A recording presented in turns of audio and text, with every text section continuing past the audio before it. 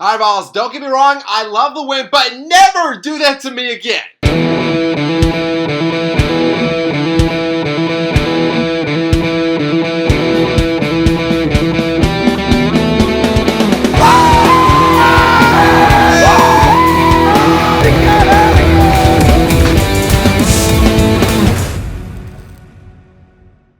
What is up, everybody? Team Fanatic here. Hope you all are having a fantastic day, and welcome to another post-game reaction.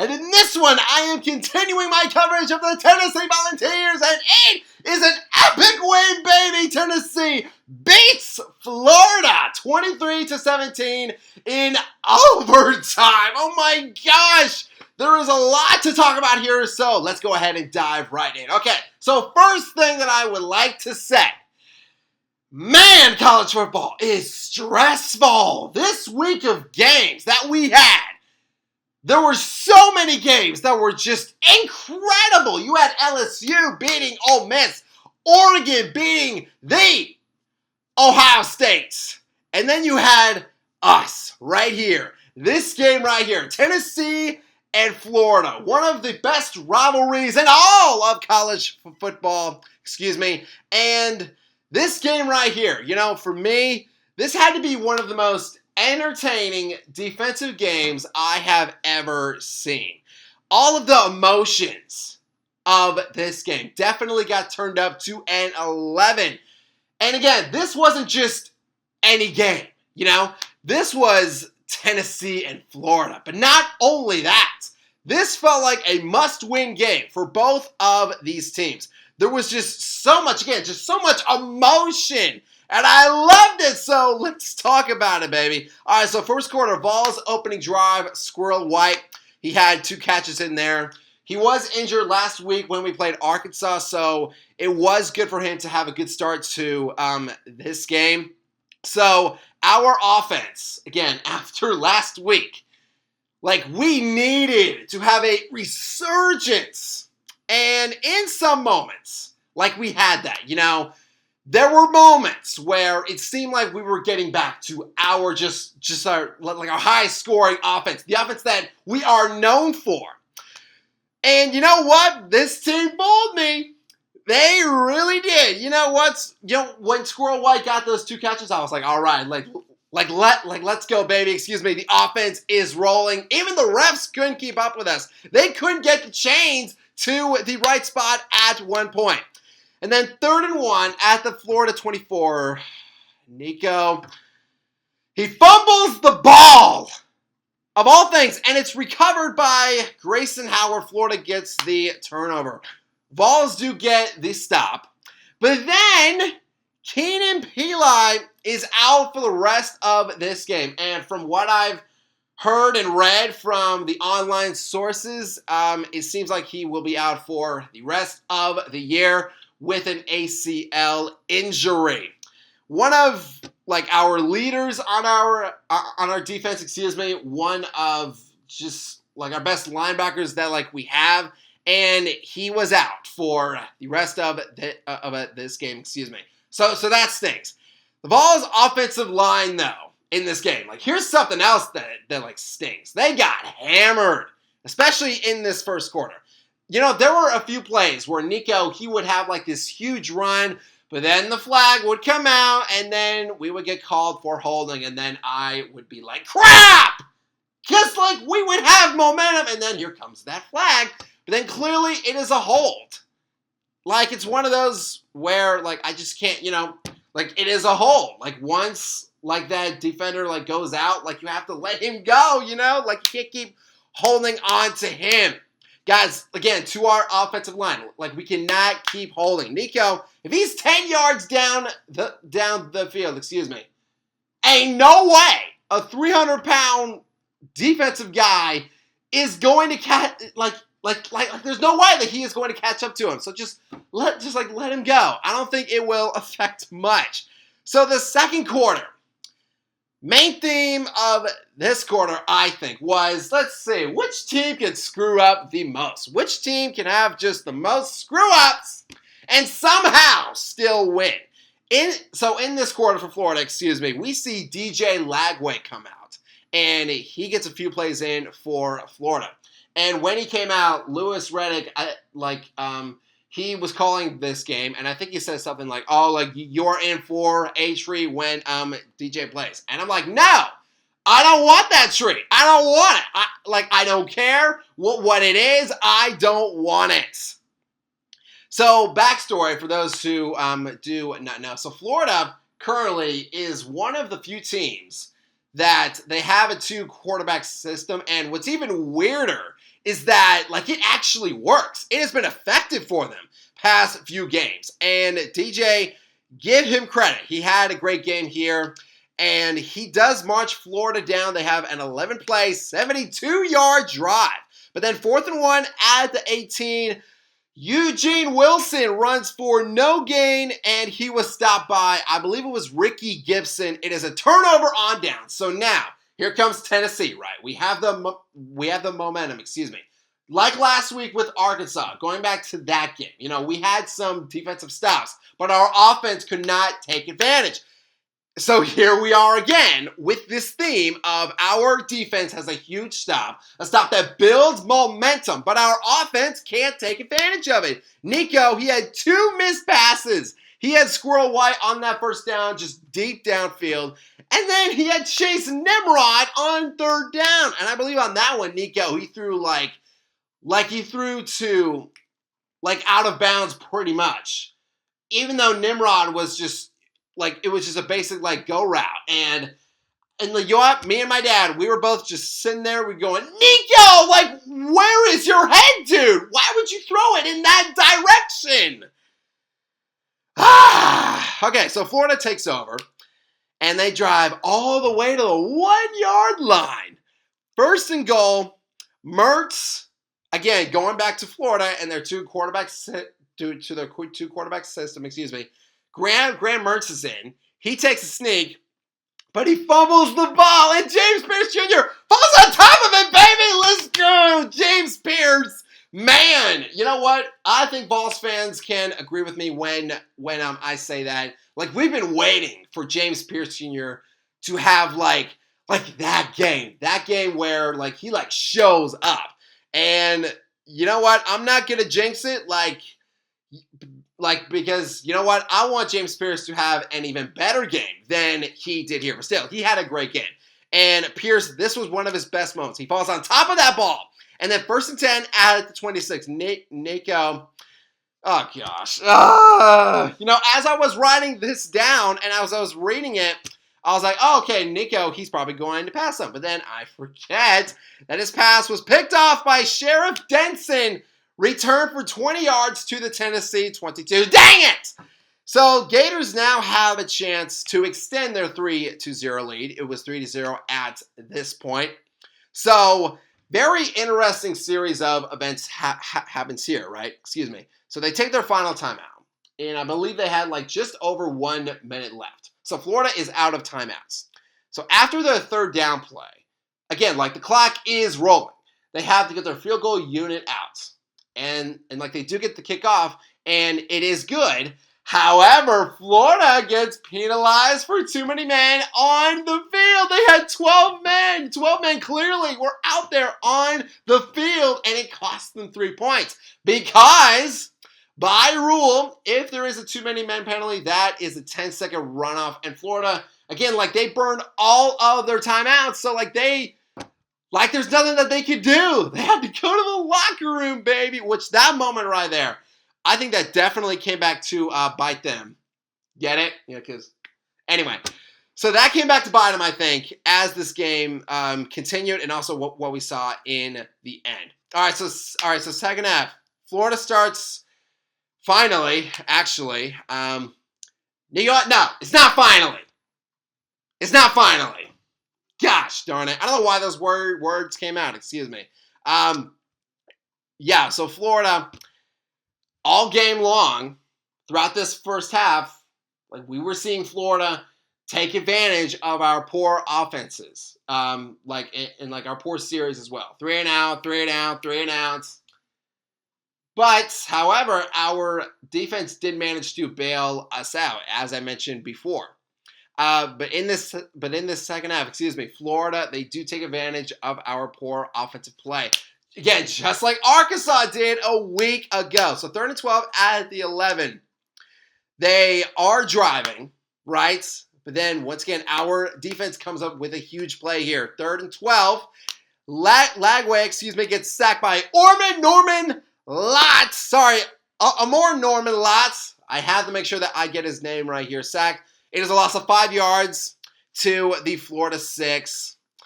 So, again, here is Tennessee. Like, we have something going. It looks like we have something to build on. But then we have a 3 and out. And I'm like, boys, like, we were just giving them so many chances. Eventually, they are going to score, which they did. Here it is. They have a 9-play, 92-yard drive. And then 2nd and 10 at the 13. Mertz pass complete to Boardingham for a 13-yard score. It is now 10-0 Florida. However, a big moment would happen here. Graham Mertz limps off after he threw that touchdown pass, and he would be out for the rest of this game. So Lagway, he would have to play the rest of this game, And I do believe that he is a freshman. And maybe that did affect him in certain moments, like having all that pressure be on his shoulders. So finally, Tennessee offense, we do show up finally. We pick it back up, 11-play, 75-yard drive. The offense is rolling, right? We are driving. But as we, Vols fans know, what is the one kryptonite that can slow down our offense in an instant? It's when guys are on the defensive side. It is when they are hurt. So, there were a few cases when that happens. But the one I really wanted to talk about, the one that I think was most funny, was when R.J. Moten did it. And it was a play when I think Nico, he took off to run. He gained a few yards. And you could see RJ, he's starting to walk, and then he looks over to the sideline. I'm not kidding. Go back and watch that footage. He's looking back to the sideline, and then he collapses down on the ground. That's the only way you were going to beat us, is by laying down. Okay, so I'm a soccer fan. So, I'm used to seeing this. Unfortunately, it is just a part of the game. Unfortunately, it is just a thing. You know what? I've been just saying to so many people for so many years, ever since Josh Heupel had this new fast kind of offense, there has to be some kind of penalty for this. There has to be a flag or something, If it's a fake injury, then something has to be done about that. Seriously, something has to be done about that. I can't stand it. But this one by RJ, it was kind of funny because it was just so fake. There's no way he was actually hurt. And this Vols crowd, they let them know by chanting a certain expletive that I will not say, but it was, I will say the first part. It was bull. There you go. I will let you, the viewing audience, interpret the rest. Okay, so Vols, let's get back to this right here. Vols we still have the ball, and we go for it on 4th down. Now, for some teams, at this point, being down 10-0, being in good field goal position, I think most teams, they would be tempted to just take that 3 points. But you know what, Tennessee, we do go for it, and I loved this call right here. And again, for us, honestly, there is no risk, because why would we be scared to go for it on 4th down when we have a guy named Dylan Sampson, baby? So Sampson, he takes himself and he gets into the end zone. Touchdown, Tennessee. It is now 10-7. Our first points since the 3rd quarter on Saturday against Arkansas. Man, that feels just way too long. And as for our defense, we also start to get our rhythm back. Because Lagway on his next drive, he throws a pick. It was intercepted by Arion Carter. So Vols turned that into a field goal, and now we are tied at 10 going into the 4th quarter. So a little fast forward here to 2nd and 4 at the 23. Dylan Sampson like, here's one thing that I love about Dylan. Like, he gets better as the game goes on. Also, as a Titans fan, where's my Titans stuff? There it is, right there. So, as a Titans fan, just talking about the NFL for one moment. I was a huge fan of Derrick Henry, and one of his best qualities is that Derrick, he got better as the game went on, and I think Dylan Sampson, he has that quality. Absolutely. So on this play, Sampson, he has a 23-yard run. He gets into the end zone and it's touchdown Vols, baby. Woo! Let's go. All right, but still, Florida, they still have a shot here. So 2 minutes left, excuse me. Florida, they have the ball. They are driving down. All that we have to do, right, is just stop them from getting into the end zone. That's it. But you know what? With our defense and how great we played all game long, you know what? I think that we had this win in the bag. I thought there was no way. There was no way that we were going to overtime, right? No, apparently not. 3rd and 18 with 38 seconds left. Lagway finds DK wide open in the end zone. And the game is tied. Come on. Darn it. You know what? I'm going to not throw the hat. Because I got this for my birthday. So, you know what? I'm not going to throw it. But you get my frustration. I hope that you do. Because that would have sucked if we would have lost in that fashion. That would have been just absolutely horrible. So, before we go into overtime, excuse me, you know what? Let's talk about that play. Because we do have to give him his due. That play by Squirrel White where, he somehow got that one toe in, inbounds as he was going to the side. That was a great play by Squirrel White. Okay, got to give him credit for that. All right, now overtime. Let's give credit here to our defense. We stopped Florida on 3rd down. So Gators try the field goal, but it is no good. It is no good. And again, let's go back to that end of the first half kick where Florida had too many men. That's crazy, honestly. To think about that. If they didn't have those 12 men, and if that field goal, if it stood, Florida, they probably wouldn't even be in this spot. They would probably be done. They would probably be out of here, and we would have that loss. Again, just, you know what? Who could take more advantage of their opponent's screw-ups? I am thankful that it is us. So we get the ball back. 1st and 10 at the 14. Iamaleava pass complete to Dante Thornton for 11 yards to the 3-yard line. And then 1st and goal, Sampson, he runs for 2 yards, which I thought that he initially got in, but it was just no, a touchdown. But then I'm okay, here it is. And then Sampson, he punches it in, baby, and Tennessee wins! Woohoo! Once again, we beat Florida 23-17. Look, I love the win. Boys, don't ever stress me out like that again. Please don't do that again. That was too much. It's too much! It's too much! That was too stressful, man. That was a stressful game. Again, one of the most entertaining defensive games that I have been a part of and watched for a very long time. All right, so thoughts on this game right here. You know what? Let's start at quarterback, Nico Iamaleava. Last week against Arkansas, I think that was a big humbling for Nico. Excuse me. I am exhausted, but it's all good. Because we got the dub. Oh my gosh! Come on, Zach. Let's finish this thing. So Nico, he was better this week. I will say that he was better, but I think if our offense is going to be successful, if we are going to get more wins, hopefully ones that are maybe by a touchdown or even at least a field goal. I don't want to go to overtime again. That was too stressful. It was too stressful.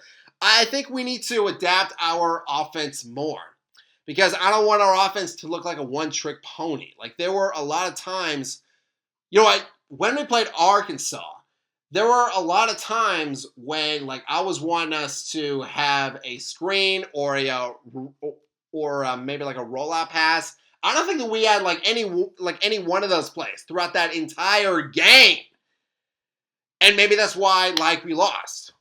It is because that Arkansas and their defense, they figured out our offense and they figured out how to get to us. So I think our offense, it needs to adapt more. We need to have more creative play calls.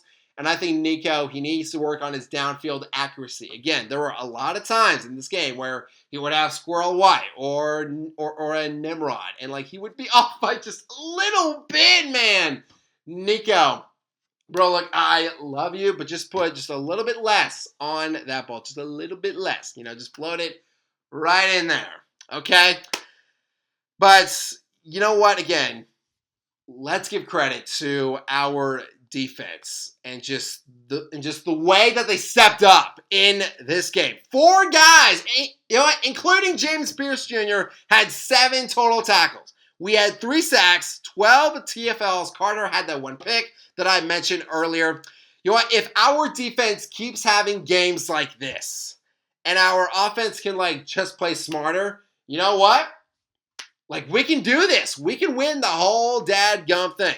But it is going to start, you know what? If our journey, if we are to improve, we will see that next week against Alabama. Definitely a tough team, but a team that can be beat. Saban is gone. Bama is vulnerable. They lost to Vanderbilt, which I cannot believe that I would ever say that in my entire 25 years of life. They nearly lost to South Carolina. And I think that fundamentally we are a better team than South Carolina. And this is at Neyland Stadium, and we all, Vols fans, we all remember the last time that that Bama came to our home stadium. So I'm looking for us, to take just another step, and also to wrap up, I would say that our offense, going back to them, I think that they we have to have a better start. We can't be down 10-0 against Alabama. Not that I don't think that we can't come back, but I have to just give respect to Alabama and what they can do. So yeah, boys, look, I am happy that we got this dub, but I think next week, I want us to have a better start, and if we can sustain that, if our offense can, and if our defense can just keep playing strong and force those turnovers, man, we are going to be set up really good, baby. Really, really, really good. But fans, that is going to do it for this post-game reaction. Thank you all so much for watching. If you all like this video, hit that subscribe button, click that bell, and you can join our Fanatic Army. And a honey salute to all of you as always, and I hope that all of you have a fantastic day. Go Vols!